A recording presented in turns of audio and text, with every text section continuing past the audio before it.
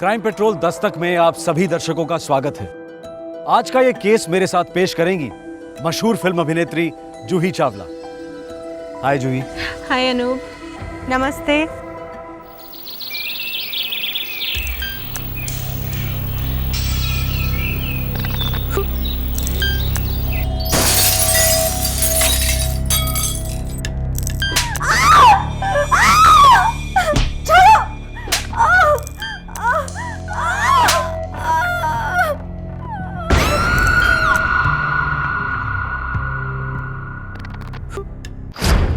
आज का केस शुरू तो हुआ एक आम घरेलू समस्या को लेकर, पति पत्नी के बीच की अनबन।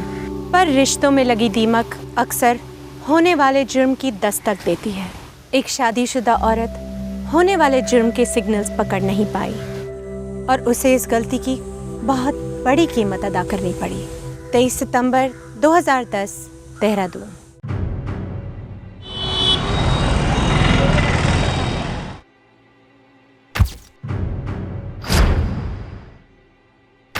अरुंधति, जो तकलीफ़ें तुम्हारे पति ने तुम्हें दी हैं तुमने गिनवाई हैं। जी। मिस्टर सोमेश, आपको ये सारे इल्ज़ामात कबूल हैं? जी मैं कबूल करता हूँ। तो ठीक है, डाइवोर्स आराम से हो जाएगा और अब तुम्हें भुगतना भी नहीं पड़ेगा। आज तक अपने बच्चों के लिए सब कुछ सहती आई, सोचा बच्चों को पिता की ज़रूरत है। मैं अपने बच्चों से बहुत प्यार करता हूँ। तुम सिर्फ अपनी कलकत्ता वाली बीवी के बच्चों से प्यार करते हो। मैं अपने सभी बच्चों से प्यार करता हूँ। जो लोग अपने बच्चों से प्यार करते हैं वो दूसरी शादी कर कर उनसे बच्चे नहीं पैदा करते। जिसकी बीवी ना रहे ना, उसे दूसरी शादी करनी पड़ती है। मिस्टर सोमेश, अपनी ये घटिया बातें कहीं और जाके करिए, ये हमारा ऑफिस है। मुझे मेंटेनेंस के पैसे पहले देखने हैं, उससे पहले मैं डिवोर्स नहीं दूंगी। मैंने कहा ना दूंगा। आपकी ज़बान की क्या कीमत, मुझे 6 महीने के पैसे एडवांस चाहिए। मिस्टर सोमेश, आपको बच्चों और अरुंधति की देखरेख के लिए हर महीने 20,000 रुपये देने होंगे। यहाँ साइन कीजिए।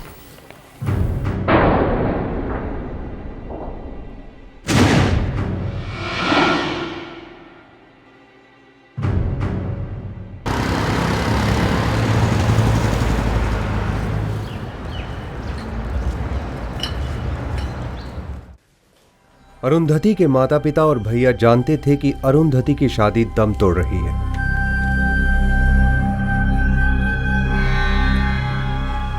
दीदी का ईमेल आया है।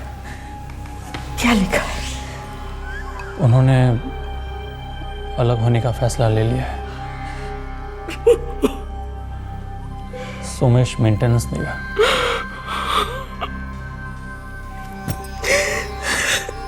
तकदीर नहीं बदलती। नहीं, गलती को तकदीर का नाम मत दो। ये शादी ही गलत थी। भगवान करे उन दोनों के बीच पहले जैसा सब ठीक हो जाए। अरुंधति और सोमेश के बच्चे छोटे थे, पर अपने माता पिता के बीच घमासान लड़ाइयां देख चुके थे, आदी हो चुके थे। लेकिन इन मासूमों को भनक तक नहीं थी कि उनके मम्मी पापा हमेशा के लिए अलग होने जा रहे थे।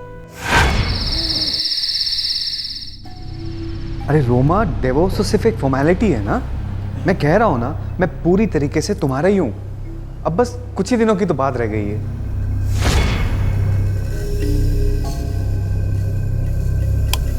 अरे ऐसी बातें मत करो प्लीज। मैं कह रहा हूँ ना, ये शादी एकदम खत्म हो चुकी है। It's finished. अब हम लोग नए सिरे से एक नई जिंदगी शुरू करेंगे, ठीक है? मैं, तुम और हमारे बच्चे, बस। I love you Roma. I really love you. Okay. Bye. पता नहीं वो कौन सा मनहूस दिन था जब तुम मेरी जिंदगी में। किसी जमाने में ये दोनों उस दिन को सबसे खूबसूरत दिन मानते थे। ये प्रेम कहानी 1992 में शुरू हुई और 1999 में अरुंधति और सोमेश विवाह के बंधन में बंध गए। 2004 में इस जोड़े को जुड़वा बच्चे हुए। ये परिवार अपने आप में संपूर्ण हो गया, लेकिन स्वर्ग को नर्क में बदलने में ज्यादा देर नहीं लगी। सोमेश ने अरुंधति की पीठ पीछे दूसरी शादी कर ली, लेकिन जब तक अरुंधति को पता चलता, पानी सर के ऊपर जा चुका था।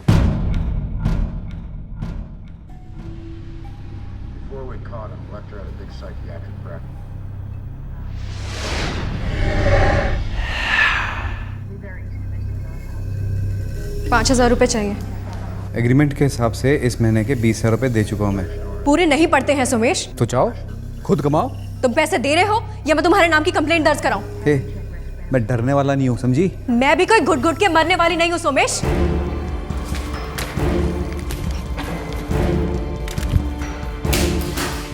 अपनी लिमिट में रह, समझी? वरना मैं लिमिट के बाहर चला जाऊंगा। अरे जाओ, तुम जैसे डरपोक इंसान की लिमिट हो भी क्या सकती है? एक थप्पड़ मारोगे या कुछ फेंक के मारोगे? अरे पता नहीं उस औरत ने तुम जैसे नामर्द में देख क्या लिया। छी! अब बहुत हो गया, बहुत हो गया, बता रहा हूं। बहुत नहीं हुआ, ये तो अभी सिर्फ शुरुआत है। तुम एक शादीशुदा आदमी होते हुए किसी चीप लड़की के साथ जाकर 7 फेरे कैसे ले सकते हो? अब तुम देखो, कानून तुम्हें जेल के कितने फेरे दिलवाता है। पूरे 7 साल के लिए अंदर जाओगे तुम, समझे? 7 साल के लिए फिरेगी मुझे अंदर? अच्छा, मैं बताता हूँ कितने टाइम के लिए अंदर जाता है तू।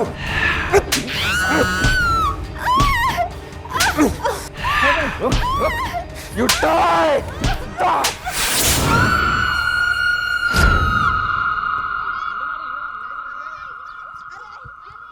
उस खामोश दोपहर को वो चीख किसी ने नहीं सुनी, न पड़ोसियों ने, न बाहर गुजरने वालों ने, और न बेडरूम में सोए दोनों बच्चों ने।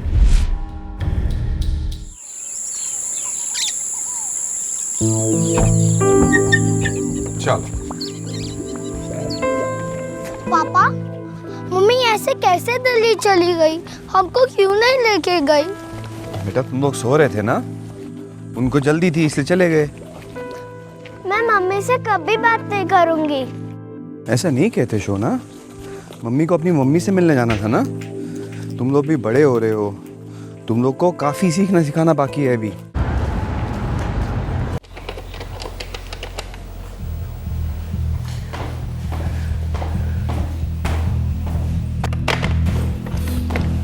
राजन, अरुंधति फोन नहीं उठा रही है। यदि कहीं बिजी होगी बाबा। कल दशहरा था, कल उसने मेरे साथ बात नहीं की। दशहरा होने के बावजूद भी अनु ने अपने बाबा के साथ बात नहीं की। बाबा टेंशन मत लो ना, मैं ऑफिस जाके फ़ोन करता हूँ।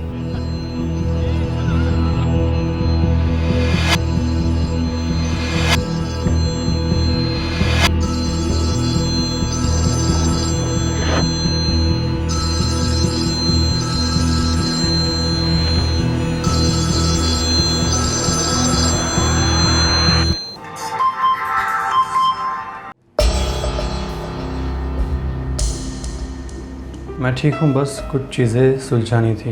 उम्मीद करती हूँ कि दशहरा अच्छा रहा होगा। मैं फिर कभी फ़ोन करती हूँ।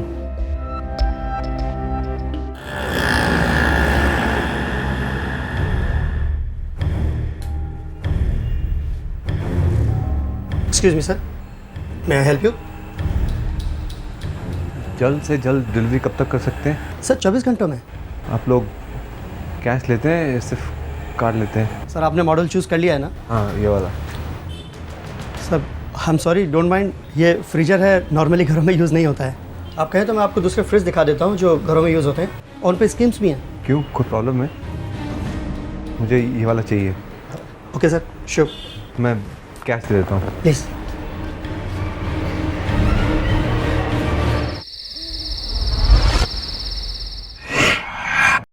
पापा, मुझे रात को ब्रश करना अच्छा नहीं लगता। बेटा ज़िंदगी में बहुत सारी चीज़ें ऐसी होती हैं जो ना चाहते हुए भी करनी पड़ती हैं। आज के बाद रोज़ रात को ब्रश करना है, ठीक है? अब रोज रात को ब्रश करना पड़ेगा? बड़े होकर भी? हाँ, और जब तुम बड़े हो जाओगे ना, तब तुम्हें समझ में आएगा कि पापा ने जो भी कुछ कहा बिल्कुल सही कहा, और पापा ने जो भी कुछ किया ना वो भी बिल्कुल सही किया। अभी चलो ब्रश करो।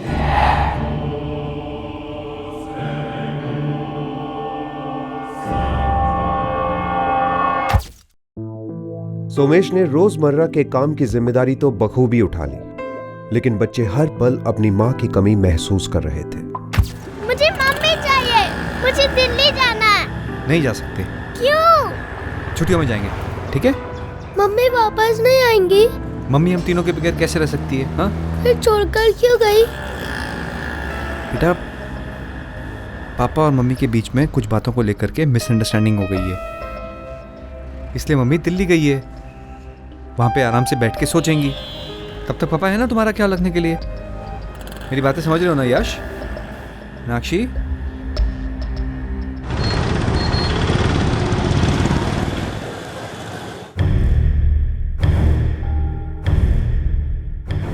ये देखिए साहब, इससे पत्थर भी चूरा हो जाएगा साहब।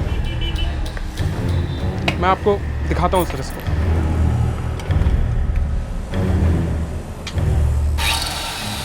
ये कितने का है?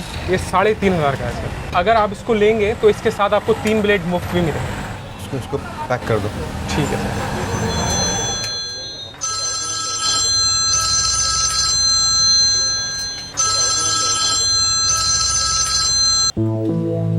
बोल राजन। हाँ बस ऐसे ही, वो दीदी फ़ोन नहीं उठा रही थी और 2 दिन से बात भी नहीं हो पा रही है। अरे वो तो मुझसे भी बात नहीं कर रही है, बैठी रहती है पुतले की तरह चुपचाप। क्यों, सब ठीक तो है ना जीजा जी? हाँ, बहुत बहुत अच्छा चल रहा है साले साहब। वो तुम्हारी दीदी को मेडिटेशन का भूत सवार है। मौन व्रत रखा है उसने, बच्चों से भी बात नहीं कर रही है। अजीब बात है। कब तक चलेगा ये? पता नहीं, कह रही थी कि 3-4 दिन का कोर्स है। अब जब बोलेगी तभी पता चलेगा ना कि कब खत्म होगा। आप दोनों के बीच में जो कुछ भी हो रहा है ना, मम्मी पापा बड़े परेशान हैं यहाँ पर। अरे उनसे कहो मैं कोई राक्षस नहीं हूँ। मैं और तुम्हारी दीदी आपस में पैचअप करने वाले हैं। ये शादी नहीं टूटेगी। थैंक गॉड जीजा जी। मम्मी पापा को मेरा प्रणाम कहना। ठीक है जी। ये लीजिए सर।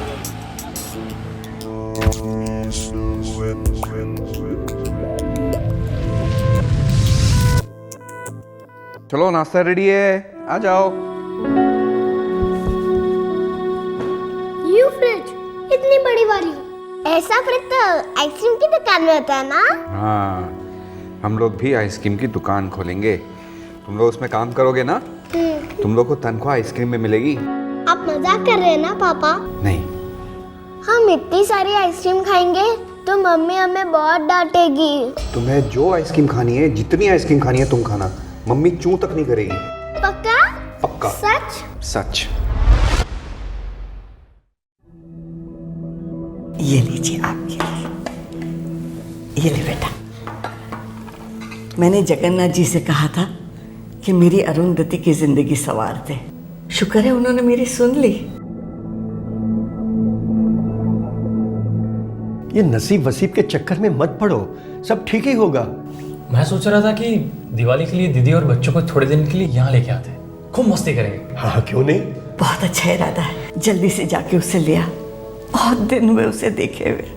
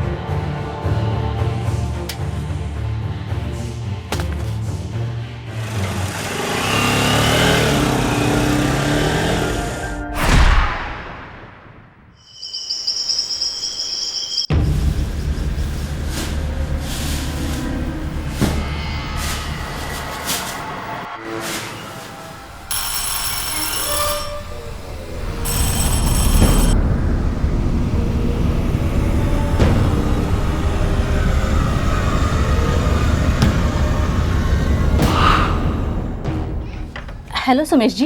पिताजी बोलिए। बस ऐसे ही, वो क्या है ना, कई दिनों से अरुंधति से बात नहीं हुई, इसलिए सोचा जरा मिल लेती हूँ। कुछ काम था? काम तो कुछ नहीं था। वो क्या है, अरुंधति ने कहा था कि इस साल हम दिवाली की शॉपिंग साथ करेंगे ना। इस साल अरुंधति आपके साथ शॉपिंग नहीं कर सकती। आप ऐसे क्यों बोल रहे हैं सुमेश जी? वो मेरे फादर इन लॉ की तबीयत थोड़ी खराब है। अरुंधति दिल्ली गई है। I am so sorry. Arundhati से कहिएगा कि मैंने उसे याद किया था। जरूर। बाय रीता जी। बाय।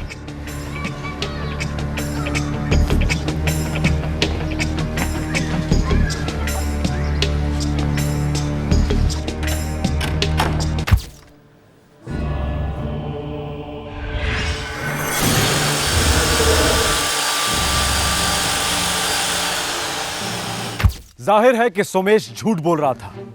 अरुंधति के माता पिता से झूठ, अपने बच्चों से झूठ और पड़ोसियों से झूठ।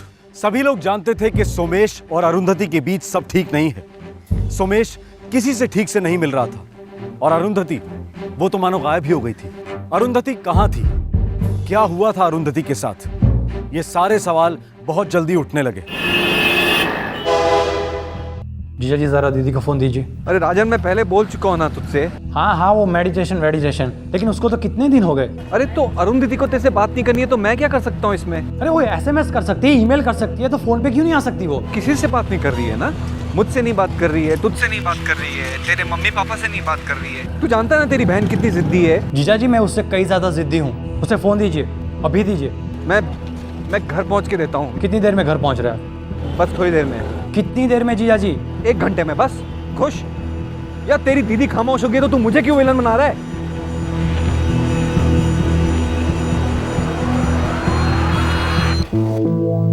क्या बोला? अरुंधति ठीक तो है ना? दीदी बात नहीं कर रही है। क्यों? अरे हमसे बात नहीं करना चाहती। अरे ये नामुमकिन है। यही तो मैं सोच रहा हूँ। मुझे कुछ ठीक नहीं लग रहा है।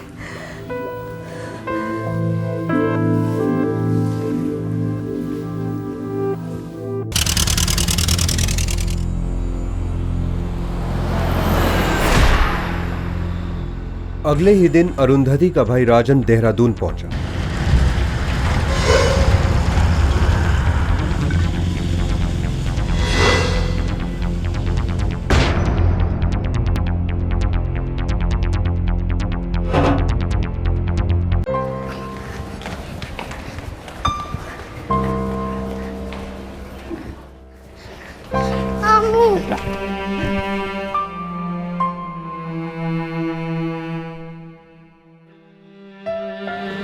मामू। हाँ? मम्मी कहाँ है? मम्मी आपके साथ क्यों नहीं आई मामू? मुझे मम्मी की बहुत याद आ रही है मामू। मैं भी आपके साथ दिल्ली चलूंगी। मुझे भी मम्मी से मिलना है। तुम्हें कैसे पता चला कि मम्मी दिल्ली में है? पापा ने कहा था मामू। पापा ने? कब कहा था बेटा? बहुत दिन हो गए जब से मम्मी दिल्ली गई है, तब से। अच्छा बेटा, तुमने मम्मी को दिल्ली जाते देखा था? कोई बात हुई थी? नहीं, तभी हम लोग सो रहे थे। पापा कह रहे थे मम्मी दिवाली में वापस आ जाएगी, पर नहीं आई। मामू, क्या मम्मी हमसे नाराज है क्या? नहीं बेटा, नाराज नहीं है। देखो बेटा, मम्मी बहुत जल्द तुमसे मिलने आएगी, ठीक है? एक काम करो, अभी क्लास में जाओ, पढ़ाई करो, मैं शाम को लेने आता हूँ, ठीक है? जाओ।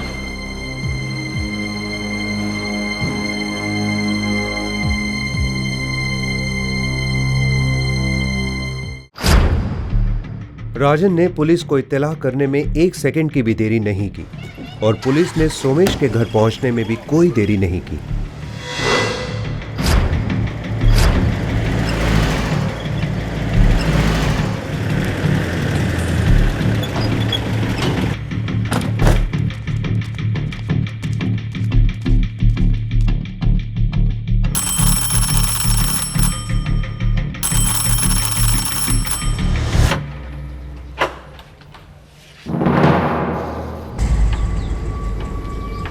मेरी दीदी कहाँ है?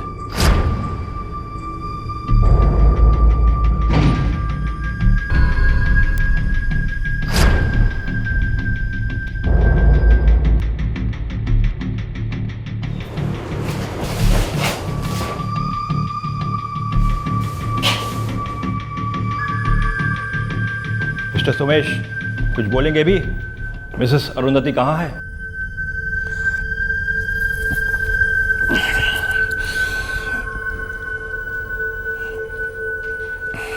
मैं बताता हूं। अरुंधति मर गई है। मैंने उसे मार डाला। क्या हुआ, क्यों हुआ? सब साफ साफ बताइए मिस्टर सोमेश। जो हुआ वो एक ना एक दिन तो होना ही था। वो मुझे जीने नहीं दे रही थी, मुझे ब्लैकमेल कर रही थी, पैसों की भूखी थी। थक गया था मैं। मरी नहीं थी वो, थोड़ी जिंदा थी। मैं डर गया था, 2 बार मुझ पे डोमेस्टिक वायलेंस के केस कर चुकी थी वो। फिर से अरेस्ट करवाती, टॉर्चर करवाती। मैंने सोचा बस और नहीं। और तूने मेरी दीदी को मार डाला, और जान से मार डाला मेरी दीदी को। कितनी सीधी सादी थी। मेरी जिंदगी हराम कर दी थी उसने, जीने भी नहीं देनी थी, मेरे बच्चे छीन ली थी तेरी सीधी सादी बड़ी दीदी। बॉडी कहाँ है? कमीने बोल, मेरी दीदी की लाश के साथ तूने क्या किया? बॉडी कहाँ है? कमीने बोल, मेरी दीदी की लाश के साथ तूने क्या किया?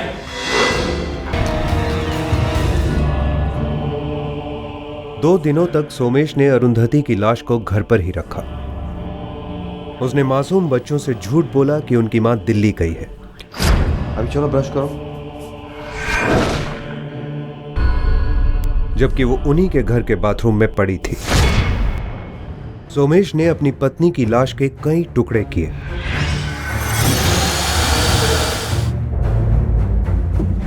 उसने उन टुकड़ों को कोल्ड स्टोरेज में पैक कर दिया और फिर जब जब मौका मिला सोमेश ने अपनी पत्नी की लाश के टुकड़ों को पॉलीथिन के बैग्स में डालकर शहर की अलग अलग जगहों में फेंक दिया। रोज थोड़े थोड़े टुकड़े घर से बाहर जाते और ठिकाने लगाए जाते।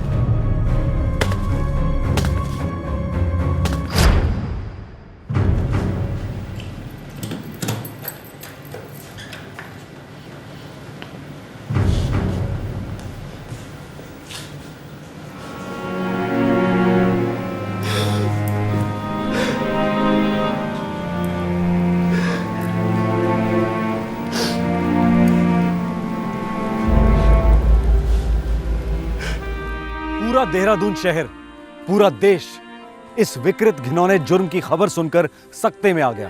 एक आदमी अपनी जीवन संगिनी, अपने बच्चों की मां के साथ या किसी दूसरे इंसान के साथ ऐसा कैसे कर सकता है? अरुंधति के बच्चों को गहरा सदमा पहुंचा है। उनके दिलो दिमाग में क्या चल रहा है ये कोई नहीं जानता, पर इतना हम सब जानते हैं कि इन बच्चों की मां के साथ साथ इनके बचपन के भी टुकड़े हो चुके हैं। ये फ्रिज इतनी बड़ी वाली, ऐसा फ्रिज तो आइसक्रीम की दुकान में होता है ना। हम इतनी सारी आइसक्रीम खाएंगे तो मम्मी हमें बहुत डांटेगी।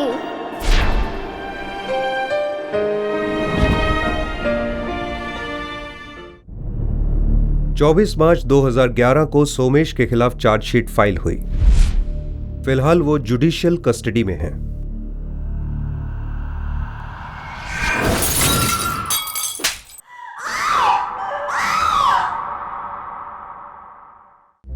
सुमेश की दूसरी शादी करना होने वाले जुर्म की दमदार दस्तक थी, लाउड एंड क्लियर। पर अरुंधति के घर वाले जानकर भी अनजान बने रहे, लिविंग इन डिनायल।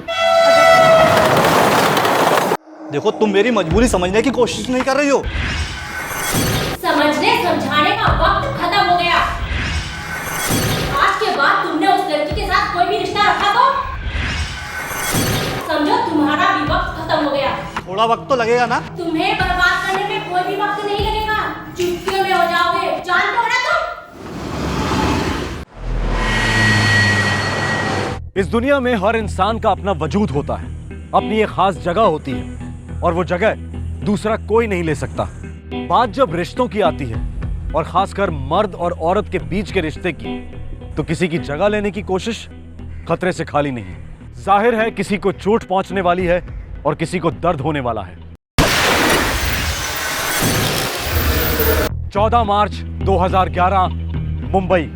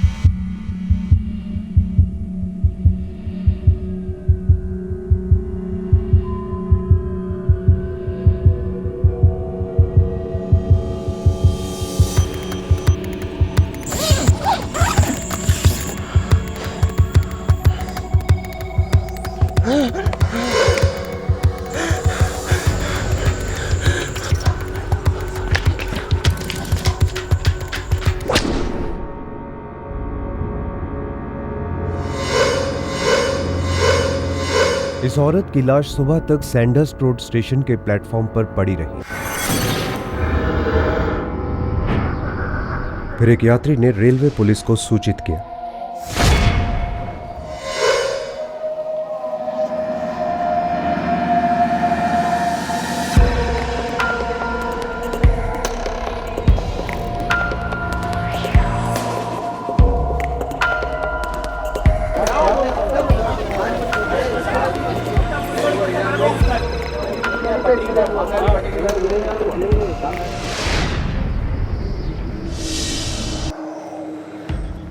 सर, मोती बौखला गया है, किसी एक दिशा में नहीं जा रहा है। रेलवे प्लेटफॉर्म है, पब्लिक प्लेस, काफी मूवमेंट हुई होगी यहाँ पर। सर बॉडी के ऊपर कोई भी आइडेंटिफिकेशन मार्क्स नहीं है, कोई भी पर्सनल आइटम्स नहीं है। मौत कैसे हुई होगी? शायद गला दबाकर।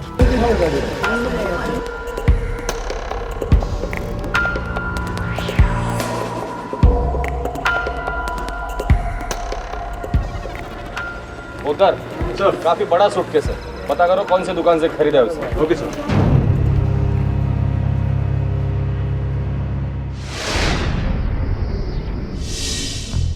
एक सनसनीखेज मर्डर। इस केस का नाम सूटकेस मर्डर पड़ गया था। लाश पर कोई भी ऐसी निशानी नहीं थी जो उसकी पहचान करा पाती।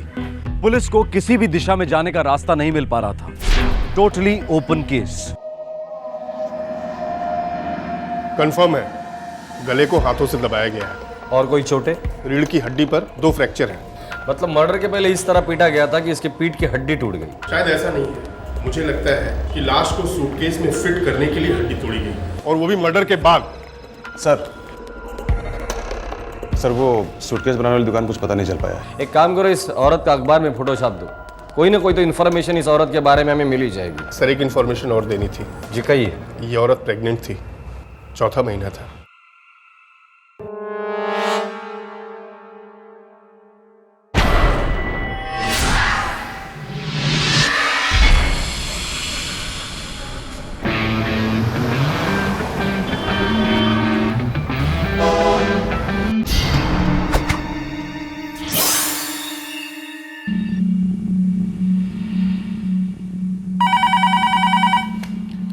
Railway police Mumbai. सर मैं विजय साहनी बोल रहा हूँ दिल्ली से। हाँ बोलिए। सर आपने जो अखबार में फोटो दी है वो मेरी बहन है सर।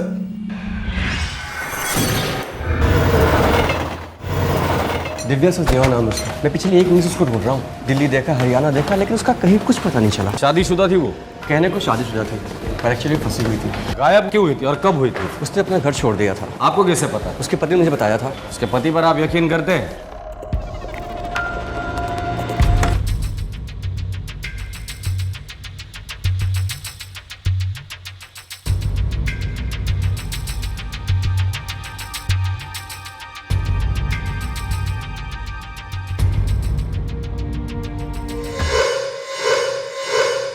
ऐसा लग रहा था कि आखिरकार लावारिस लाश की पहचान हो गई थी, पर जो दिखता है अक्सर ऐसा होता नहीं। पता चला कि यह एक मिस्टेकन आइडेंटिटी का केस था और यह लाश अब भी लावारिस ही थी। सर ये मेरी बहन नहीं है। क्या? पर तुम्ही ने तो कहा था कि सर इसकी शक्ल हूबहू मेरी बहन से मिलती है, लेकिन ये मेरी बहन नहीं है। घूम फिरकर केस फिर उसकी लावारिस चौखट पर आ पहुंचा। वही सवाल फिर गूंज उठा, कौन थी ये औरत? इसका कत्ल क्यों हुआ था? रेलवे पुलिस अब यह पता लगाने में जुट गई कि यह लावारिस लाश मुंबई के सैंडर्स रोड स्टेशन पर पहुंची कैसे। पुलिस के खबरी सुरागों को सूंघने के लिए तैनात किए गए। इस जुर्म की बदबू को पहचानना आसान नहीं था। आखिरकार उस आदमी का पता चल गया जो वो सूटकेस सैंडर्स स्टेशन पर छोड़ गया था। साहब माफ कर दीजिए साहब।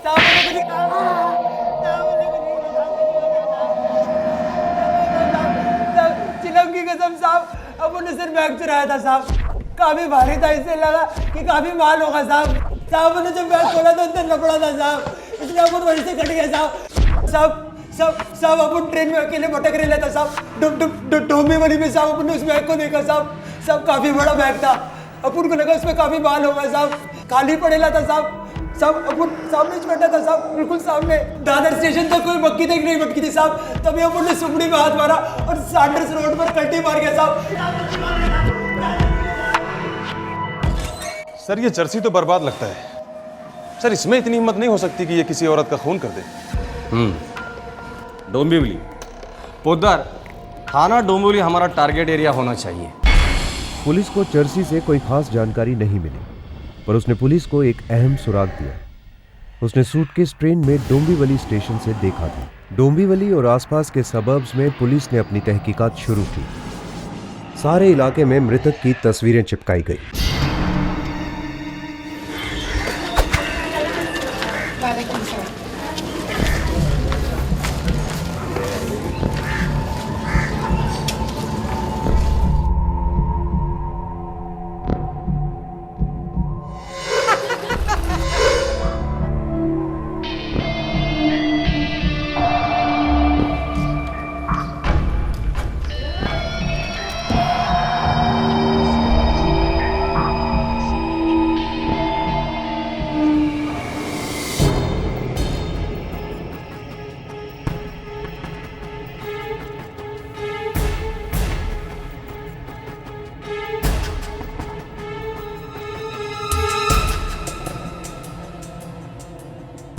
Hello, police station?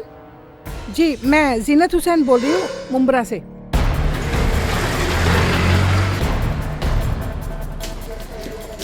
जीनत हुसैन? जी, मैंने ही आपको बुलाया था। वो उस तस्वीर वाली औरत के बारे में बात करनी थी आपसे।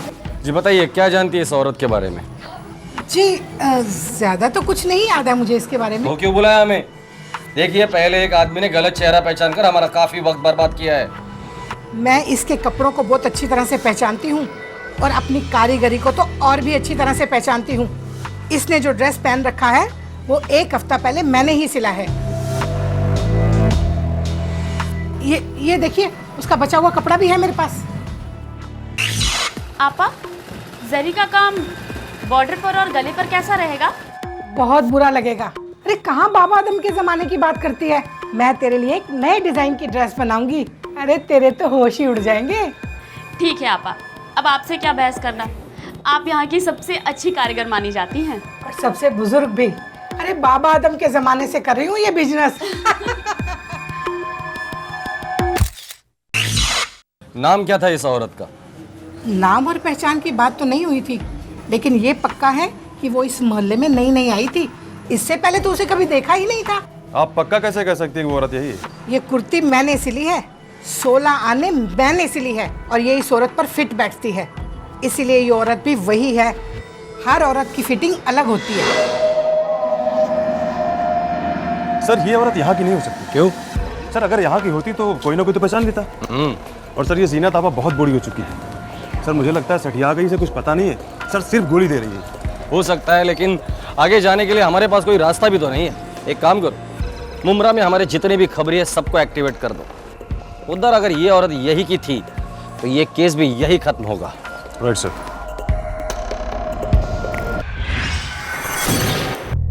उम्मीद की एक और किरण उभर आई थी। वो औरत शायद पहचानी जाने वाली थी, पर नहीं। पुलिस की सारी कोशिशें ढेर हो रही थी, पर बाबा आदम के जमाने की जीनत आपा की बात 16 आने सही थी। साहब, इस लेडीज का नाम रुखसार उल हक है। आखिरकार पुलिस को मृतक का नाम पता चल गया, रुखसार उल हक। तुझे कैसे मालूम? अब साहब आपने बताया ना कि 24-25 साल की थी, पेट से थी वो। कोई आता पता है ना साहब? 138/12 सैफुद्दीन नगर में, इधर साहब मुंब्रा में रहती है। कोई घर वाले, पति? 2 महीने से वो अपनी पति के साथ रह रही थी। तो उसका पति कहाँ है? अब साहब घर पे ताला बंद है। अभी वो लोग इस इलाके में नए आए थे। अच्छा, तो तुझे कैसे पता चला रे? हाँ साहब, पड़ोसियों ने बताया कि उसका पति केम हॉस्पिटल में कुछ डॉक्टर है। नाम है सादिक उल हक। सादिक उल हक। आप बेशक हमारा रजिस्टर चेक कर सकते हैं। सादिक उल हक नाम का कोई भी डॉक्टर हमारे एम्प्लॉयमेंट में नहीं है और ना कभी था, और डेफिनेटली मुंब्रा इलाके से तो बिल्कुल भी नहीं।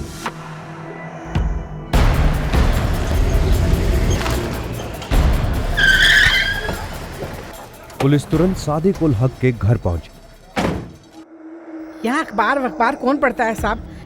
ये जो जनानी थी ना रुखसार, वो कभी किसी से बातचीत नहीं करती थी। जब देखो वो घर पर ही बैठी रहती थी। अरे सर, उसका शौहर भी किसी से मिलता जुलता नहीं था सर, लाट साहब की तरह रहता था। सुना है बड़ी डिग्रियां विग्रियां थी उसके पास, नाक तो उसकी आसमान की तरफ ही रहती थी। किसी ने तो बात की होगी कभी, कोई रिश्तेदार या कोई तो घर पर आता जाता होगा। जी नहीं साहब।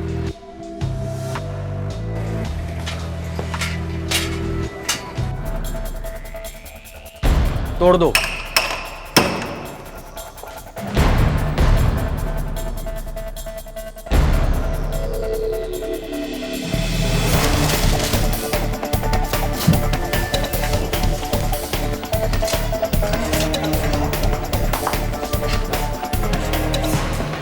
सर इस रेलवे टिकट के अलावा और कुछ नहीं मिला। 16 फरवरी मोतिहारी से मुंबई। हो सकता है ये जोड़ा बिहार से हो, मोतिहारी इलाके का। नंबर उधर पता करो, ये नंबर किसका है।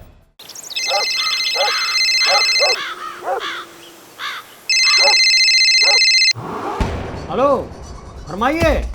कौन बोल रहा है? हम मुनाफ हुसैन दवा वाला बोल रहे हैं साहब। अच्छा, मैं मुंबई से बोल रहा हूँ। सादिक है क्या वहाँ पर? अरे भाई कौन सादिक?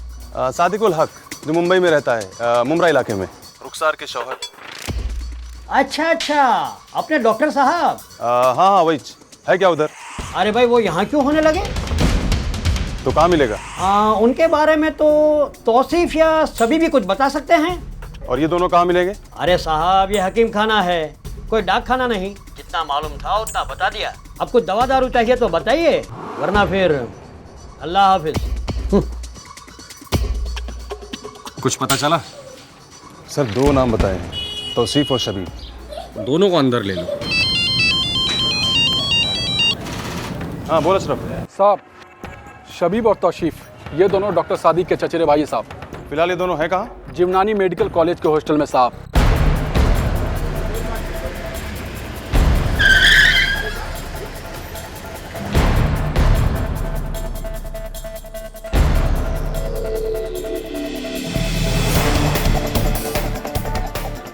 जिवनानी मेडिकल कॉलेज के हॉस्टल से पुलिस ने सादिक के दोनों चचेरे भाइयों तौसीफ और शबीब को पूछताछ के लिए हिरासत में लिया।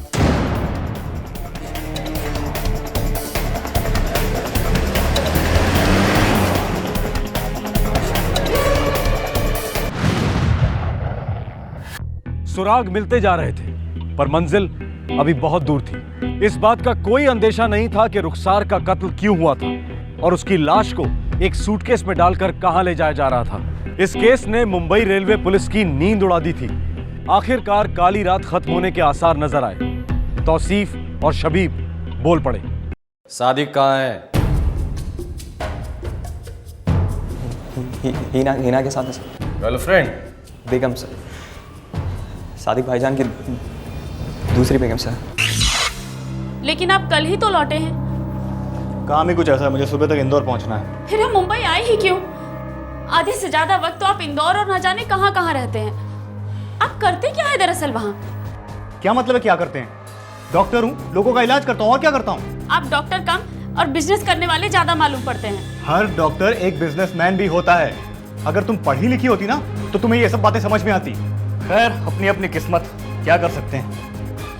सादिक, मेरा 3रा महीना चल रहा है और इस जगह मैं एक परिंदे को भी नहीं पहचानती। मुझे बहुत डर लगता है। मैंने तुमसे कितनी बार कहा है कि चलो मायके छोड़ दूं तुमको, लेकिन तुम हो कि मना करती रहती। मैं क्या कर सकता हूँ? आपसे शादी मैंने मायके में रहने के लिए नहीं की है। मैं आपके साथ रहना चाहती हूँ सादिक, सिर्फ हम दोनों। और पता नहीं फिर ऐसा मौका कब मिले। सादिक, मतलब सादिक अपनी बीवी रुखसार को धोखा देकर एमपी में अपनी दूसरी बीवी हीना से मिलने जाता था।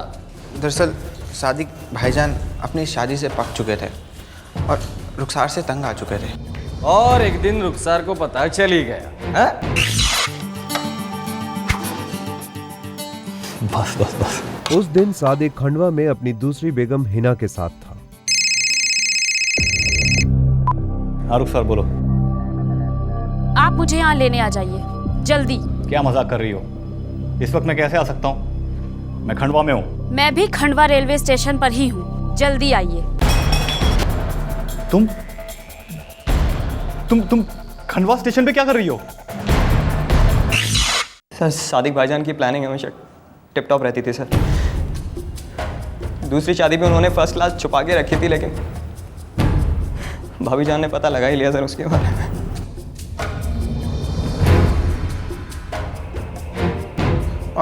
और फिर वो धमकियाँ देने लगी और बात बात में पुलिस के पास जाने की बातें करने लगी। अगर आपने अभी के अभी उस के साथ अपना रिश्ता नहीं तोड़ा तो मैं आपका जीना हराम कर दूंगी। हिना को छोड़ना मेरे लिए नामुमकिन है, वो भी मेरी बीवी है। अच्छा, तो मैं कौन हूँ? और ये जो मेरे पेट में पल रहा है ये कौन है? अगर तुमने उससे अपना रिश्ता नहीं तोड़ा ना तो मैं तुम्हें बर्बाद कर दूंगी। बस करो, तुमसे शादी करना मेरी बहुत बड़ी गलती थी, तुमसे शादी करनी नहीं चाहिए थी। मैं उस 2 टके वाली जितनी पढ़ी लिखी तो नहीं हूँ, मगर मेरे हक क्या हैं ये मैं अच्छी तरह से जानती हूँ। अरे वो मेरी तो क्या, मेरी जूती की जगह भी लेने के लायक नहीं है। मैं तो सीधा केस करूंगी। केस? हाँ, केस करोगी तुम? धमकी दे रही हो तुम मुझे? हाँ, मैंने सिर्फ दी है, आप तो बेवफाई कर चुके हैं। मुझे पता है तुम ऐसा कुछ भी अनाप शराब नहीं करोगी। आप मेरे बारे में अच्छे से नहीं जानते, आप बस देखते जाइए कि मैं क्या करती हूँ।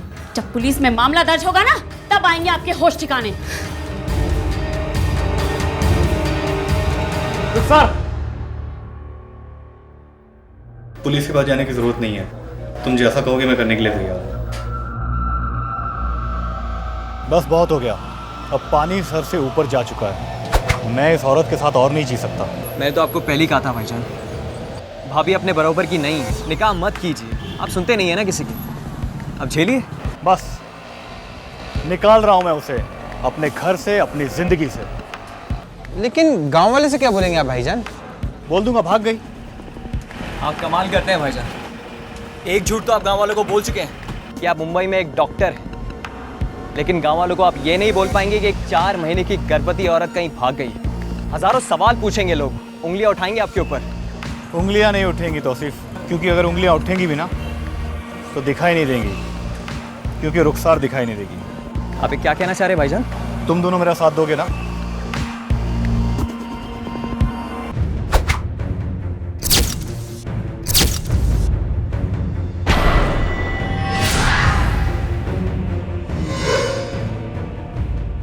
मार्च 2011 को सादिक ने यह निश्चित किया कि रुखसार अपने घर से बाहर ना जाने पाए ताकि पड़ोसियों को उसकी मौजूदगी के बारे में पता ना चले। ओह अच्छा, तो ये पहले से प्लानिंग थी? सर हम जानते थे कि सादिक भाईजान एक अलग जिंदगी जीना चाहते हैं और ये औरत रुखसार ने जीना आराम कर दिया था सर उनका।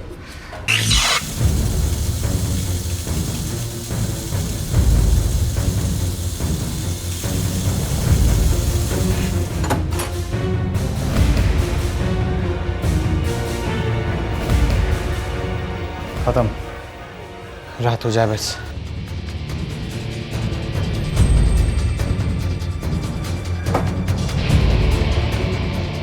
भाईजान लास्ट में फिट नहीं होगी। फिट होगी।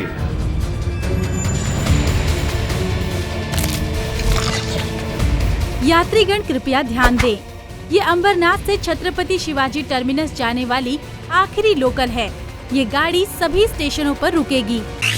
सर हमारा प्लान था कि हम सूटकेस को आखिरी लोकल में छोड़ देंगे सर।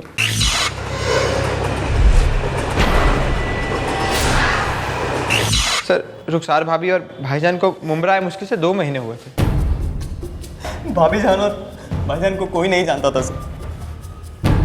हमको लगा उनको कोई नहीं पहचान पाएगा सर, उन लोगों को कोई पहचानता ही नहीं था सर।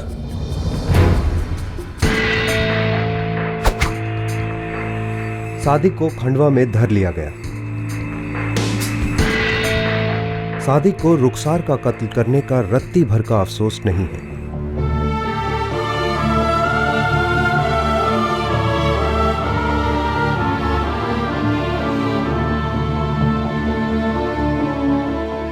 आखिरकार रुखसार की लाश को दफना दिया गया है।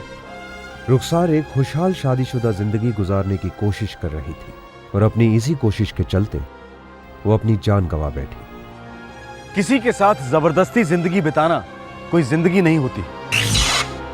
रुखसार जान चुकी थी कि सादिक उसका नहीं है और शायद उसका कभी था ही नहीं। जरूरी था कि वो अपने साथ हुए धोखे को समाज के सामने रखे और अपने हक के लिए लड़े, प्यार के लिए नहीं। दर्द जरूर होता, लेकिन जख्म भर जाते, पर जिंदगी तो नहीं गंवानी पड़ती। हर जुर्म दस्तक देता है, ध्यान से सुनिएगा, जानें बच सकती हैं। फिर मिलेंगे, जय हिंद। इस तरह के और भी एपिसोड देखने के लिए हमारे चैनल को सब्सक्राइब करें और बेल आइकन दबाना ना भूलें।